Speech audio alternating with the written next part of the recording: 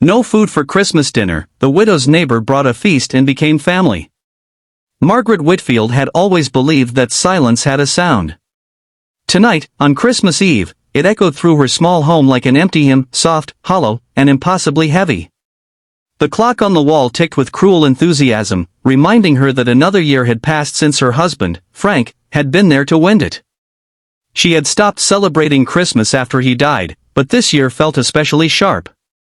For the first time in her life, she had nothing prepared for Christmas dinner. Nothing at all. The storm outside had come in faster than forecasted. The grocery delivery she'd scheduled never arrived, and the roads were now slick with ice. Margaret had tried to convince herself that she didn't need a holiday meal. Who was she cooking for, anyway? But it wasn't the food she missed.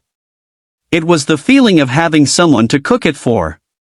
She rubbed her hands together for warmth and tightened the thin shawl around her shoulders. Then came a sudden knock on the door. At first, she nearly ignored it. Visitors were rare, neighbors even rarer. But the knocking continued, gentle yet persistent, like someone who genuinely hoped she'd answer. Margaret opened the door to find a gust of cold air, and Tom Abernathy, her neighbor from 2 houses down. He was younger than her by at least 20 years but carried the same tired kindness she'd once adored in her husband. His glasses fogged in the cold as he shuffled awkwardly. "Evening, Mrs. Whitfield," he said, holding a covered tray in his gloved hands. Snowflakes clung to his coat. "I'm sorry to bother you, but, well, I saw your lights on and just wanted to drop this off. I made too much again." She blinked at the tray. A warm smell drifted through the plastic wrap, rosemary, butter, something rich and comforting. "Oh, Tom, you didn't have to." He shrugged shyly. "I know. But I wanted to." Margaret hesitated, then stepped aside. "Come in before you freeze out there." Inside, Tom paused at the doorway to remove his boots, trying not to track snow across her floor. His eyes drifted around her living room, tastefully decorated but dim, lacking the usual sparkle of the holiday season. He set the tray on her kitchen counter. "It's herb-roasted chicken," he explained. "And some vegetables. It's nothing fancy."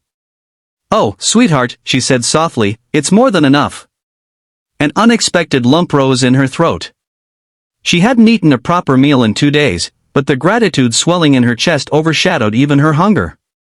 Tom cleared his throat, uncomfortable with silence. "Actually, I was, wondering something. My family's out of town this year. I didn't fly out because of the storm, and it looks like I'll be spending Christmas alone." He offered a tentative smile. "I know it's last minute, but I'd love some company if you're willing to share dinner with me." Margaret stared at him. She didn't know what surprised her more, that he'd brought her food, or that he genuinely wanted to stay. "Are you sure?" she asked. "You don't have somewhere else to be?" His smile softened, and for the first time that night, the house felt just a little warmer. "No place I'd rather be." They set the table together, and though the meal wasn't traditional, it became something far better. As steam rose from the chicken and vegetables, Margaret felt a flicker of something she thought she'd lost forever, the comfort of companionship. Tom chatted easily, telling stories of his chaotic job at the hardware store and how he burned 3 pies trying to learn how to be a baker overnight. Margaret laughed, a sound she hadn't made in months. When she told him about Frank, how he used to carve little wooden ornaments every Christmas, Tom listened without interruption. Not out of pity, but out of genuine interest.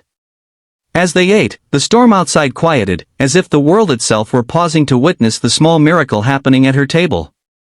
Midway through the meal, Margaret suddenly felt tears pool at the corners of her eyes.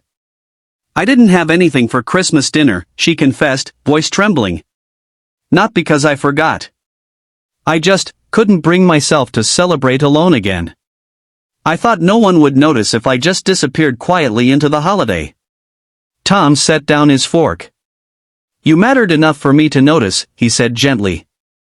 "And you're not alone, not tonight, and not if I can help it." Her tears fell freely then. Not from sadness, but from the overwhelming realization that kindness still existed, unexpected, unasked for, yet life-changing.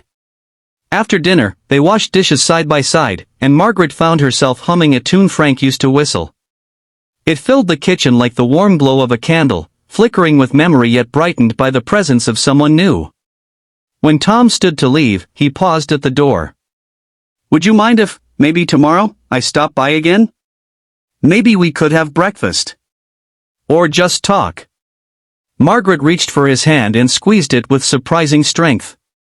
"Tomorrow," she said, "and any day after that." He smiled, and for a moment, the years between them vanished. They weren't a lonely widow and a well-meaning neighbor.